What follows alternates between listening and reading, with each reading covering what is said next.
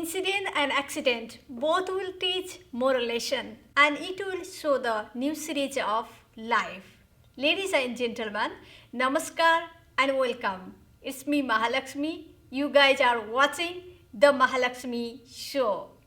Today we have professional nurse, social worker and politician Guerdy Remy. Let's welcome her. Welcome to the Mahalaxmi show. Thank you. How's Welcome. everything going on?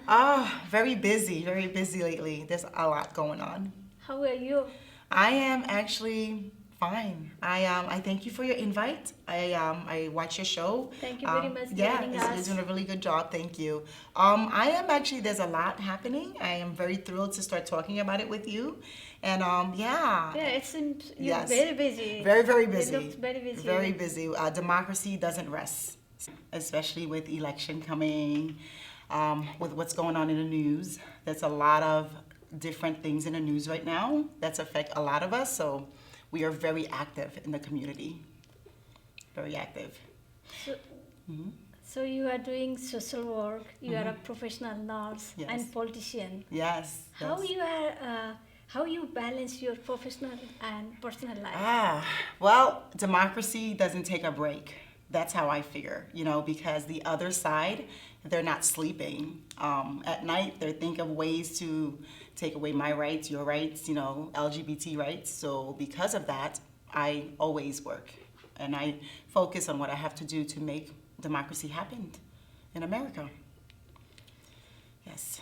So you are a social worker also. So what I've done is, for years, I've taken care of, as nursing, taking care of people, and also work in hospitals.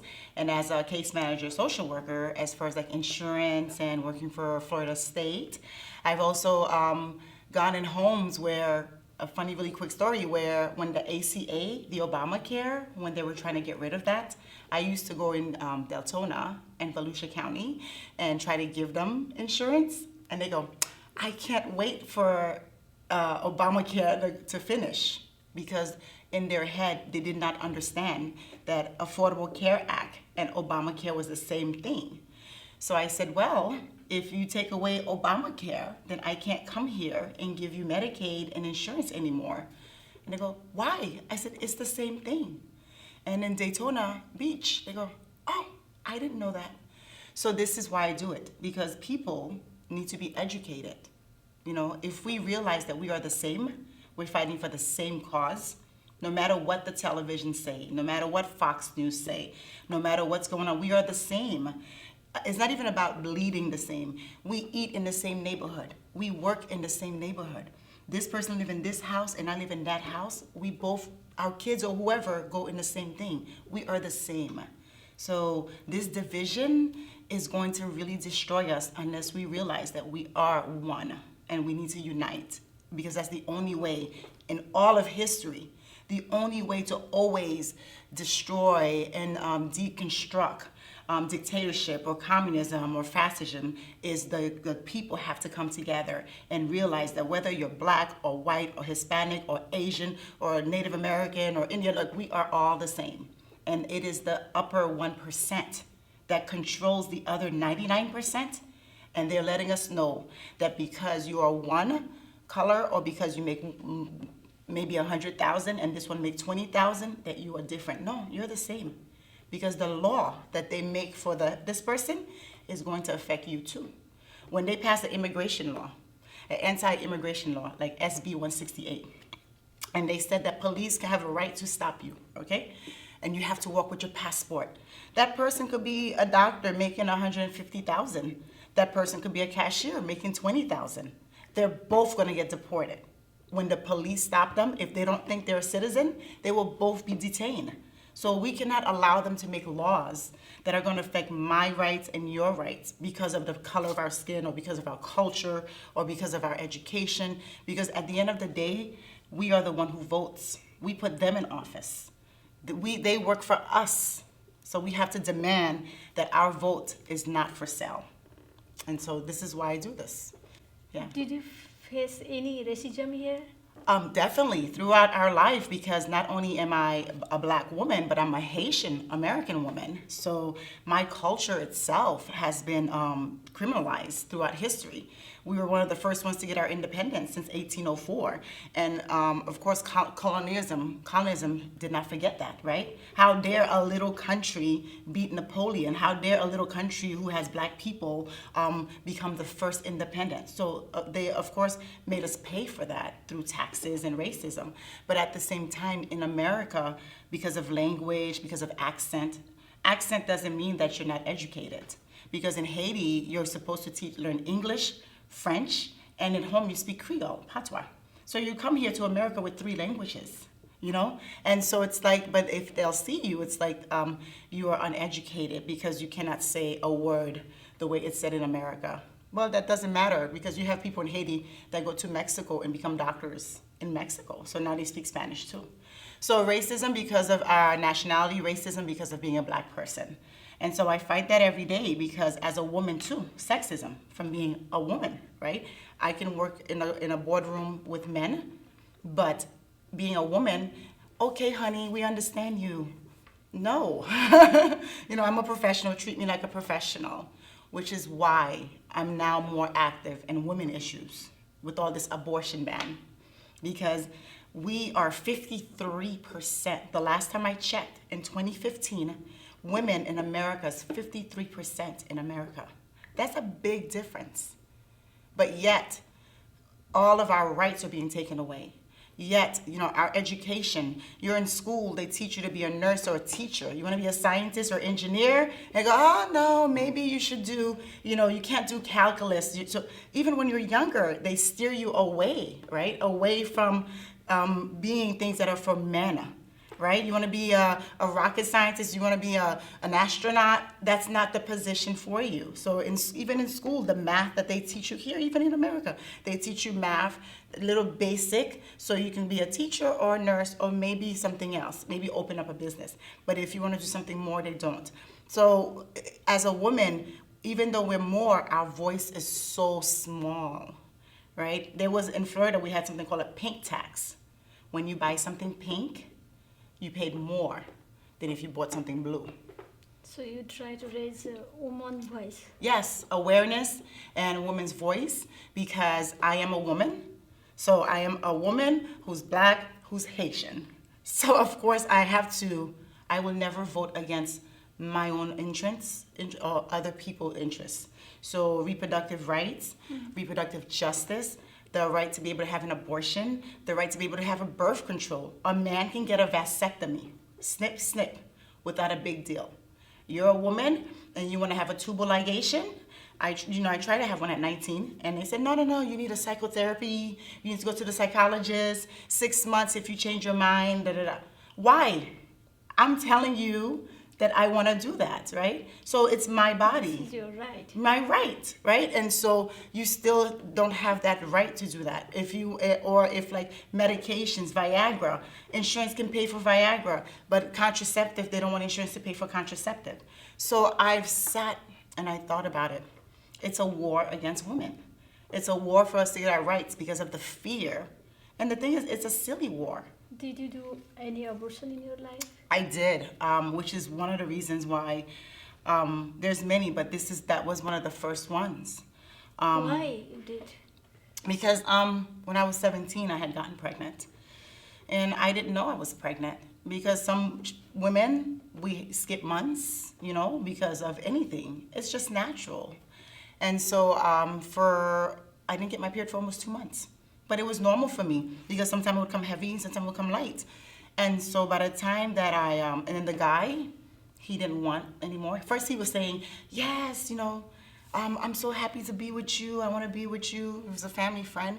And then when I tried to call him, when I started feeling sick, drinking tea and trying to get better, I couldn't find him.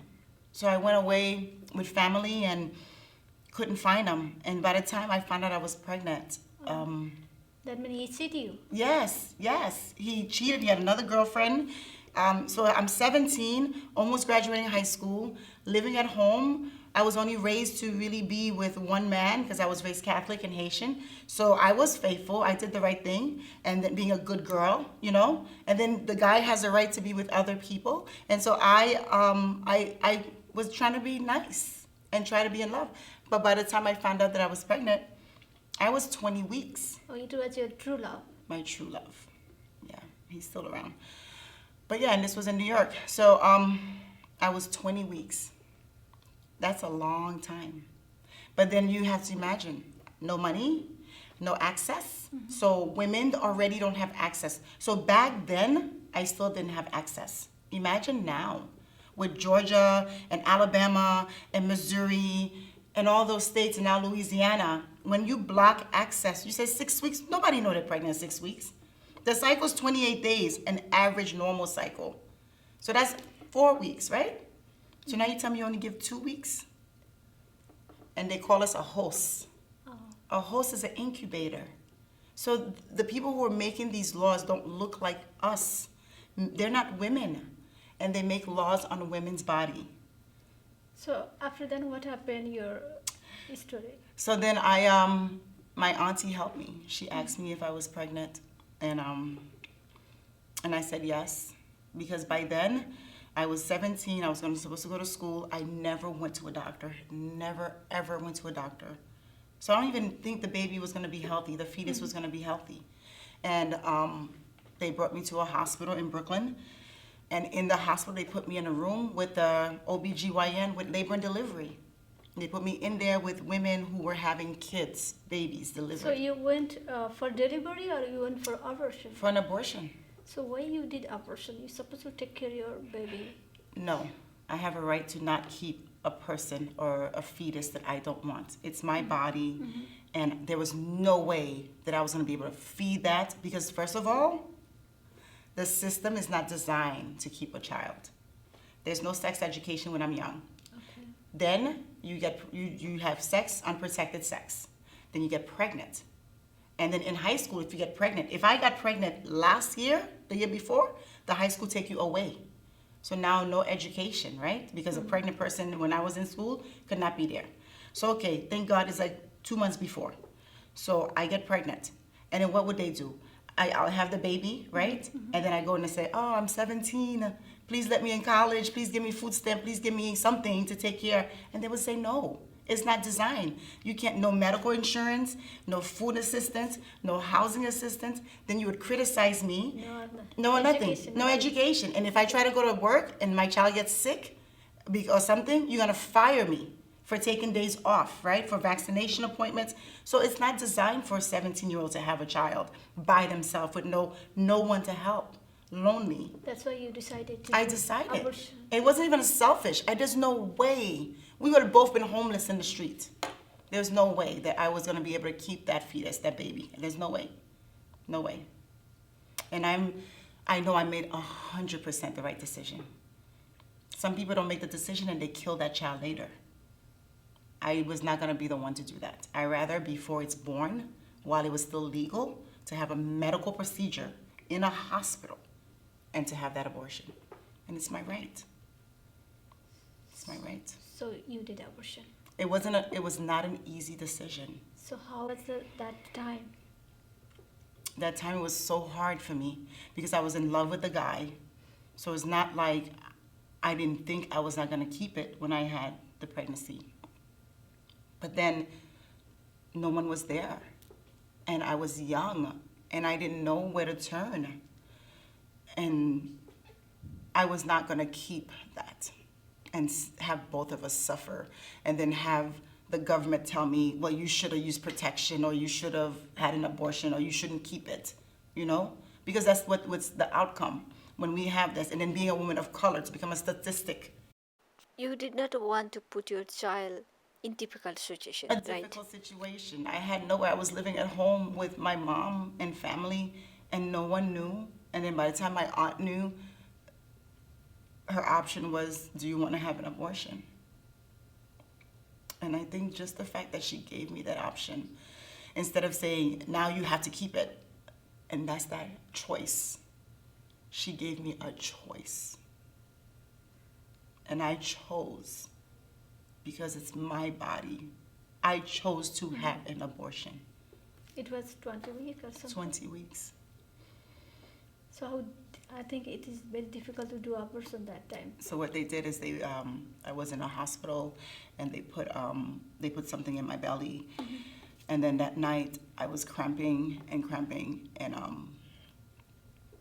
then I'm trying not to cry because I don't want my, I don't have tissue, but That's okay.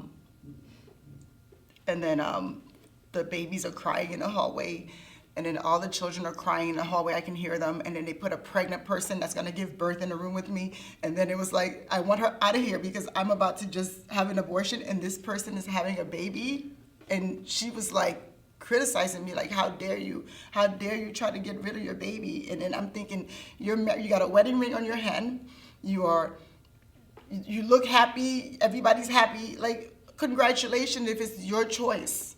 It's your choice to keep your child. Are you gonna help me feed this baby? I have no car. I have nowhere. How can I get to the doctor's appointment? How can I? And I was 17. I was a kid. No one here who has a 17-year-old is gonna say that the 17-year-old is pregnant and that is adult to have a baby. 17-year-olds cannot have babies right now. I mean, some can, but I couldn't. I was not mature enough to have one. And the guy was 24. So who knows, was it really love or was it rape? We don't know what it was. Then what happened after that? So then after that, the next day, they push. I had contractions and pain. And I was calling them because I was hurting. And they're like, we'll come in. And I felt it was gone. And I was yelling, nurse, I think it came out. And my aunt was coming in at the time. And I didn't want to look. And then they told me to just lay down while they clean me up. And I'm sorry.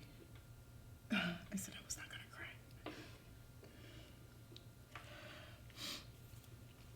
And they cleaned me up, and I stayed there overnight and went home the next day.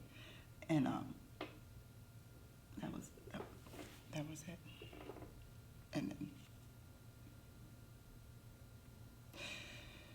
And then my aunt took me to my mom's house, and then I called my grandma my mom, so because my mom had died. So my aunt took me to my mom's house, and then the guy called. He was harassing me on the phone. I heard you killed my baby. You killed my baby. Don't let me see you in the street. I'm gonna beat you up because you killed my baby. So he threatened you later on. Mm-hmm. And then he came to me in the street to approach me. He was like, I can't believe you killed my baby, and stuff like that. And I was like, leave me alone, and I just walked away. I was walking away because he was like holding me. How dare you kill my baby? So you're not involved. You didn't do anything to prevent that from happening, and then now you're gonna threaten me and threaten my life that I killed your baby? No. After abortion, your health was okay? My health was fine. Because they do a whatever. It's like you gave birth. Your health is okay after My health was okay. My health was okay. So after that incident, I didn't regret one moment of it, though. I'm gonna tell you that. Did you regret? Mm-mm. I'm gonna tell you why.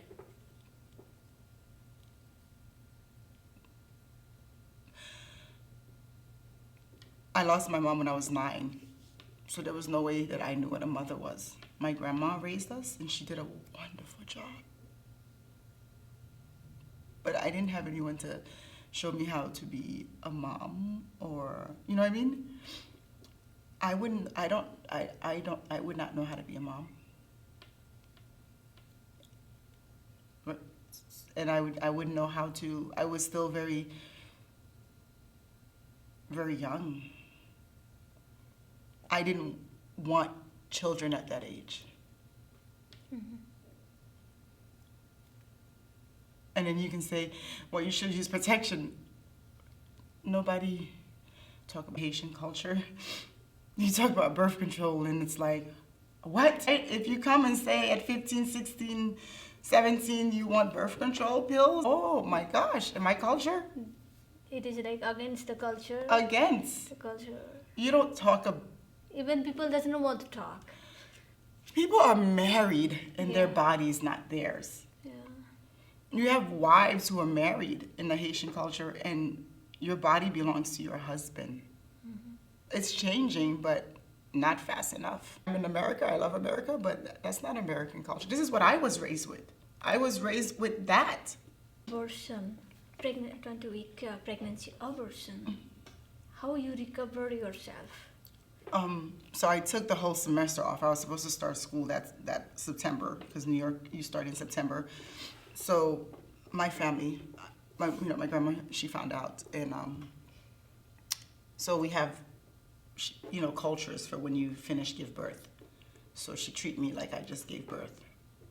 There's things we drink and things we do to our bodies, and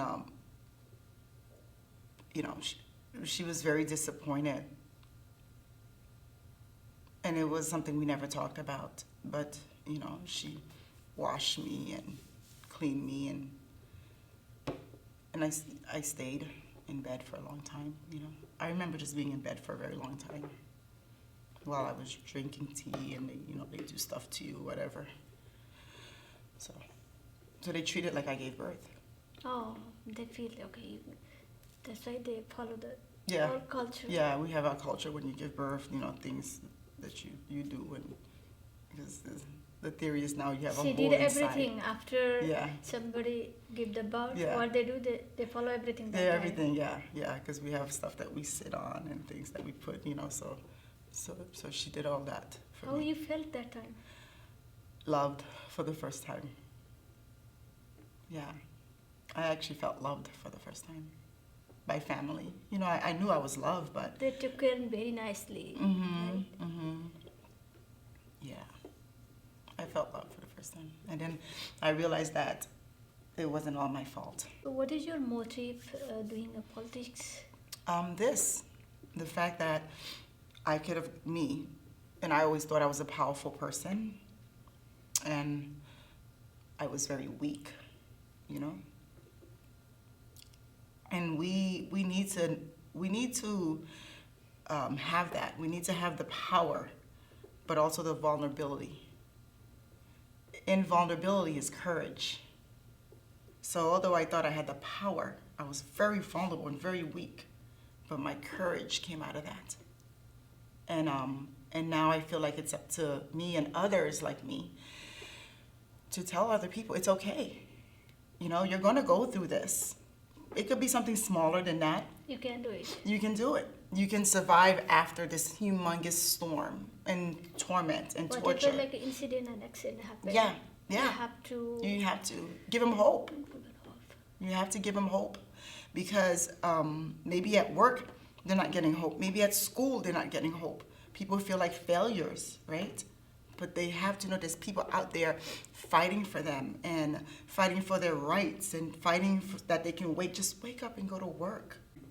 So there's a huge community out here, especially in Florida and in Central Florida. There's a huge community.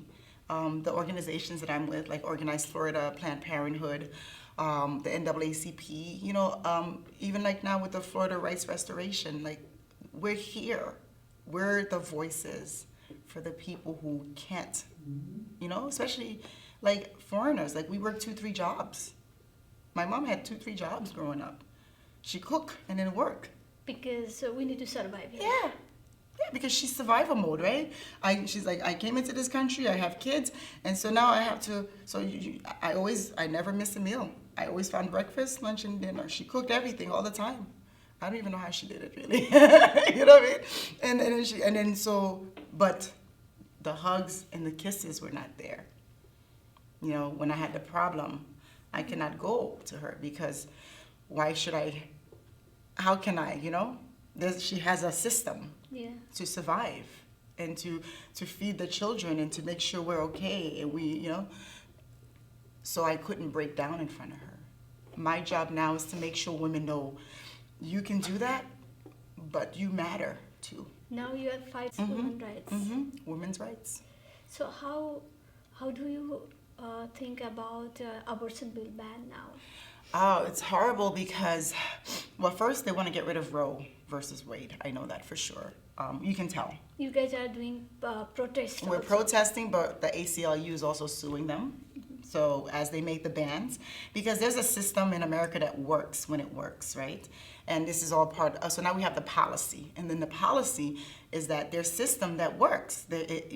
You cannot have a one party decide for everybody, right? So there's judges, okay? So the state do their ban, but the Supreme Court ultimately, we have to make them hear it. Right now, though, the Supreme Court is mostly conservative. However, what's fair is fair and what's right is right. So there's policies that are in place, there's laws that are in place. And when they violate these laws, we have to keep making sure we have lawyers and activists and people who knows the policy to fight for those. So with every ban that's happening, we'll fight them. So you guys are against the abortion bill ban or against We the are- government? No, we are against the government taking control of our bodies by giving abortion bans. I am for a system that works. If the system works for us, and it should, because we pay the system, we live the system, we were in the system. If the system works for us, if you have the legislative branch, the Senate branch, if you have the judicial branch, and if you have the presidential branch, if you have, so executive, legislative, and judicial, those three systems are supposed to work for us as citizens, not citizens like in America, as human beings, right? They're supposed to work for us. So when they're not working, it is our right to make sure we remind them, hey, we vote you in. We pay your salary. You're supposed to look for us. We're your We constituents. cannot control our body. Yeah, and then we cannot control our body. And if you do 2020, 2019, 2020, 2021, 2024, we're going to keep going to the voting. We're going to keep protesting. We're going to make you listen to us. And it happened a little bit. Missouri was going to close the one last abortion clinic. Okay. And then 3-4 days ago, the judge decided to keep it open. So they're listening. They're listening. So you are doing social work. So how many organizations you have? Oh, there's some organized that I'm actually a really huge member, like the vice chair or the vice president, and there's some that I just volunteer. So the Seminole County Democratic Women's Club that deals with issues with women, I am the vice chair in there, which means me and the chair, we kind of just, and other people, we try to make decisions and things with women. The Black Caucus and the NAACP deal with people of color, but we take anyone, and that I'm a member. So if they have a situation or an event, then I will go and give my 2 cents, and then I help them with their events. Organized Florida basically is like that's almost everything I always do with them. So we lobby in Tallahassee, we do the protests, we speak at the rallies, we do a lot of events on racial and criminal justice, housing, Puerto Rican diaspora, women's rights and family. So those are like my main, in Planned Parenthood, I'm a volunteer for Planned Parenthood, but wherever they have something, I'm there. And then I have my job. I work for Florida Rights Restoration, and that's for Amendment 4. So our goal is to get the returning citizens back into society to get their voting rights back. So this is what we're doing, yes. So you are helping the women's also. How you are helping the women's? The women's? Oh yeah, we women issues. So whether it's the ban or let's just say work issues, like we were at Fight for 15 for McDonald's because it was harassment. It was a big harassment thing going on, where women felt that they were being harassed at McDonald's, especially the one in Sanford. So we organized with Fight for 15. They organized a strike, and that happened like May 23rd. We were there before in May just to talk about it and protest, and then May 23rd, it was a national Shareholders Day strike for McDonald's. And I mean, if they're not listening then, they listen now, because they realized women were saying that they were being sexually harassed, and it was going over their heads. McDonald's made billions, $40 billion I think it made last year. It's still paying people $7, $8, $9 an hour, and then they're like they're giving them the same day schedule. So women couldn't make appointments to doctor's appointments. They couldn't take time for their babies that they are forcing them to keep, right? No abortion, so you force them to keep, but then you're not giving them dates to go to the appointment for the babies. So these are all things, it's intersectionality. See, society, some people in society think it's just one thing or another. It's not. Perfect example. You have a woman, it could be a man too. I'm not anti-men. It's just that Caucasian men has had the power for a long time, and we are just saying we want to be on a level field. Give us equality. So you can have that women who are like, who lives in a housing. Now they're going to tear the housing down. Or McDonald's is firing them. McDonald's not giving them the job. Or if they happen to be of color, or or a different nationality. So they're also having that racism. It's all intersectionality. It's all together. That one person is having stuff happen to them, as in many other women. How we can stop the racism? Education.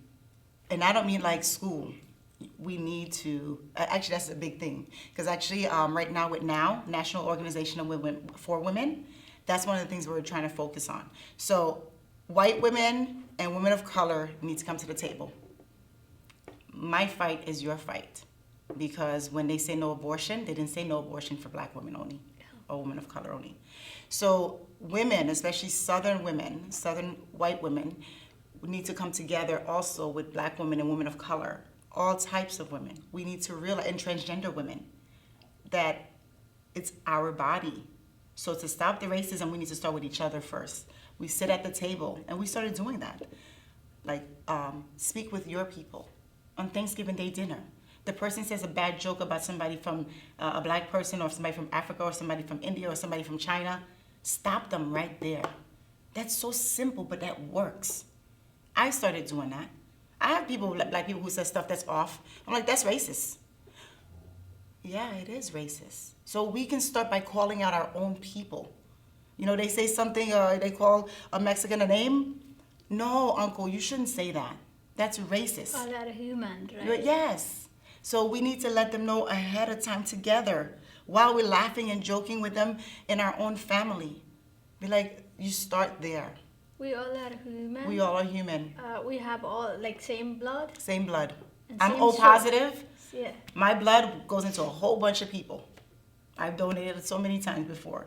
And I remember I was trying to do it with Pulse. I couldn't because I had surgery. But when my O positive, because I'm a universal donor. So you may see me as a black woman, but guess what? This black woman, her O positive blood sits and gives anybody. So it's one life. We're all human. And it's just the divide, other people. Okay, it's like this. Corporate, I don't want to say only corporate America, but corporate America want us to know that we are different. Because who's going to be the fry cook at McDonald's unless the CEO at McDonald's tell you that you are better than me? Or I'm better than you. Because they need somebody to mop the floor. If everybody knew that they were human, or they knew they were special, you think they would have people working for $7? We wouldn't. I mean, if that's what they want, okay? But sometimes it's the truth. So the Amazon CEO pays $0 in tax. My tax liability is more than the Amazon CEO. So I tell people, listen to what they're saying. You don't need to be so highly educated. Just listen. I am a regular person. My salary as a regular person, when I do my taxes, the government says you have to pay $4,200. Amazon makes billions of dollars. Disney makes billions of dollars. And last year, they are saying their tax liability was $0. That should not sit well with anyone. How do you think about Amazon? They don't pay the tax. Because this is what this administration has done. This administration has allowed, and I don't want to keep saying 1% because people don't go, oh, she hates people with money. No, make your money. I'm all for it. But make your fair share. Make it fair. Be fair. Be it fair. Yeah, because how could I pay more than you? That makes no sense. You have yachts and things like that. That makes no sense when we look at the income. So make it fair. And then the thing is, with this administration, it is allowing people to hate, people who are rich to get richer, people who are billionaires to look down on others. It's allowing corporate greed. It's allowing corporate, abuse. It's allowing women to not have their rights. It's taking away. I was in the military for a short time. Listen, I wouldn't care if the person was gay, straight, transgender, or female, if that person was going to save me. They don't really care. So now you're saying transgender can't go into the military. Why? In the battlefield, we're all Americans fighting for a cause. So that's racism, sexism, everything. It's like, but then we allow that. So you are fighting for so many things. Yes, definitely. Racism. We don't have a choice, huh? We don't have a choice. What's the other choice? That eventually all of us will have no rights? I don't have a choice. I wake up every day and I see something outside and it's like, okay, so now he hates women. Oh, so now he hates, colored women. So now he hates gay men. So it's like we don't have a choice because it's our livelihood. This America was founded by immigrants regardless, right?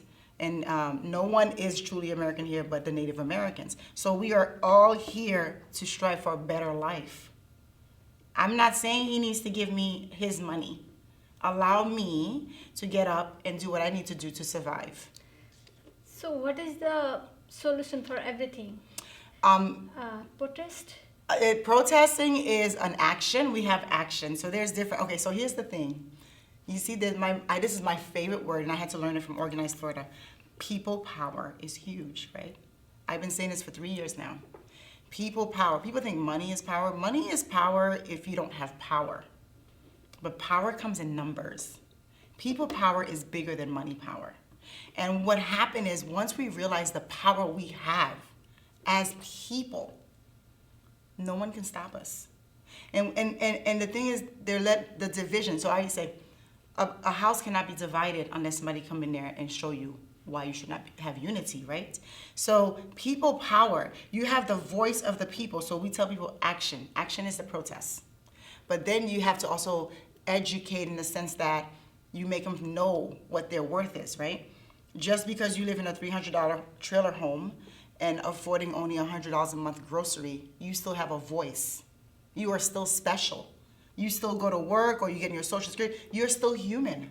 So when they make laws that goes against your neighbor or against you, write your Congress, call your Congress, find an organization. Nobody's saying give money, give some time, 1 hour, 1 day a month, make some phone calls. We do phone banking. So that means you join the politics for power?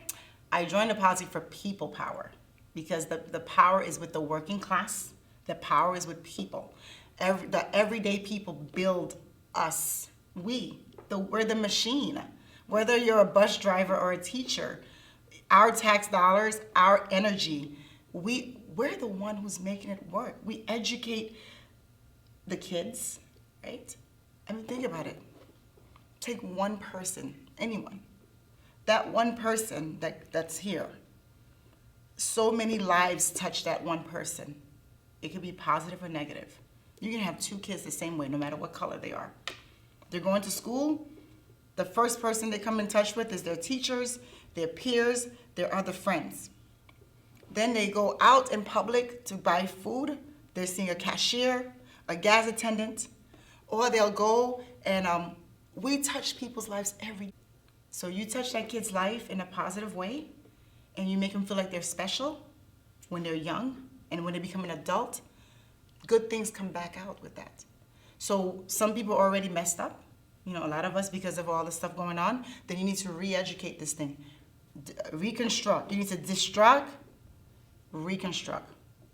Take away the old thinking. People are indoctrinated, right? They're indoctrinated to feel inferior. That's why I never use the word minority. People of color is not minority in the world.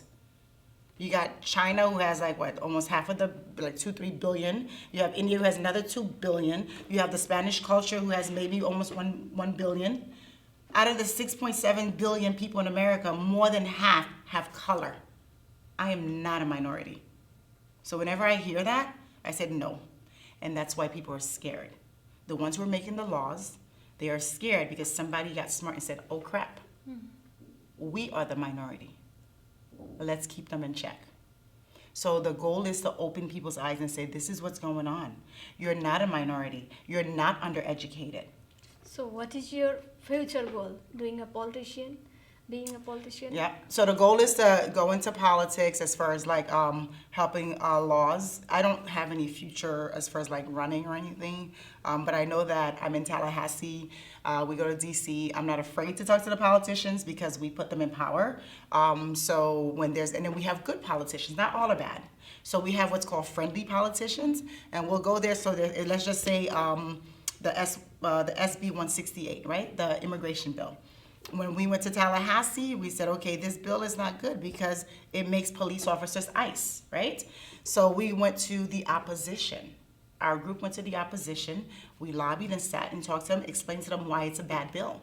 Now, granted, actually 3 Republicans voted against it. So this is what I'm saying, time.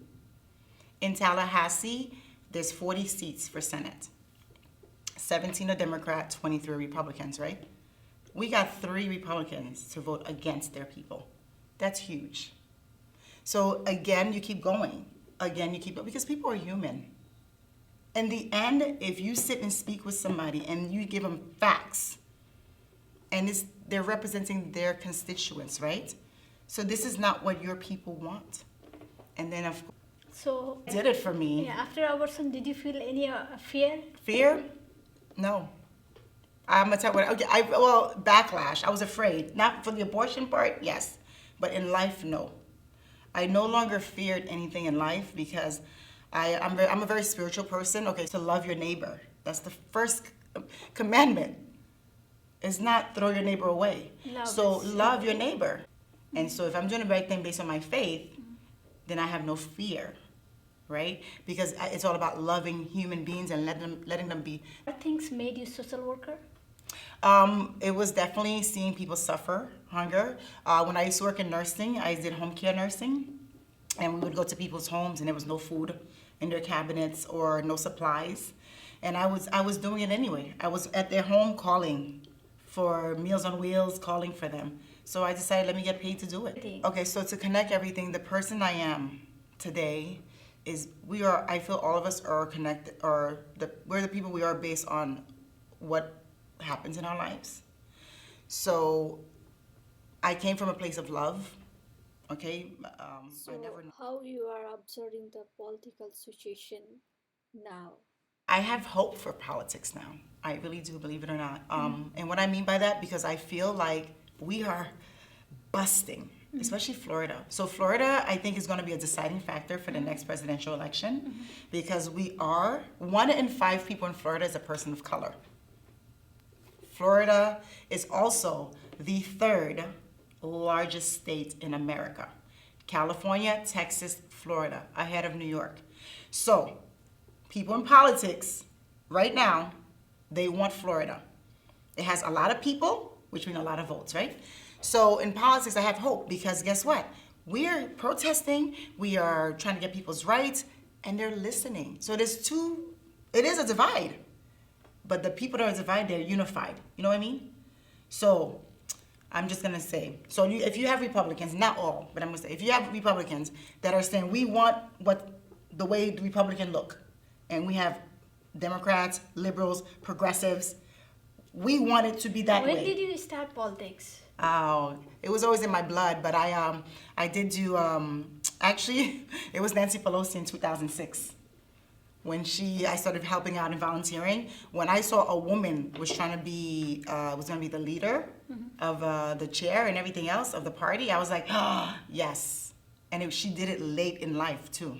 So that was then. And then of course 2008 with President Obama, 2012 with President Obama, and then, Hillary Clinton. Bernie and Hillary Clinton. So do you have any message for our audience? Yes, my message is to don't give up. Please. We need to know that love exists. We are unity. So my words is to unite and to, when I mean love, your neighbor, as far as we need to know that together we are a strong force.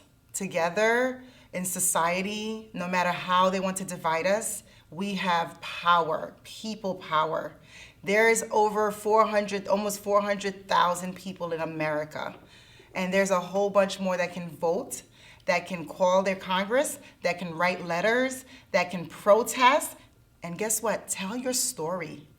Your story matters. My abortion story, your poverty story, if you were locked up in prison unjustly story, even if you're just an immigrant who's getting, deported or racist against, your story matter. We need to tell our stories because that's come from our heart, and we need to share love. And guess what else we need to know? Don't give up. Don't ever give up. And please vote. Your vote matters. Thank you. Thank you very much being a part of Mahalaxmi show. Thank you very much. And thank you for your invite. Thank you. Thank you very much watching the Mahalaxmi show. Please don't forget like, comment, share and subscribe. We will come next week with another guest or with another story. Bye bye. Stay healthy and happy. Thank you.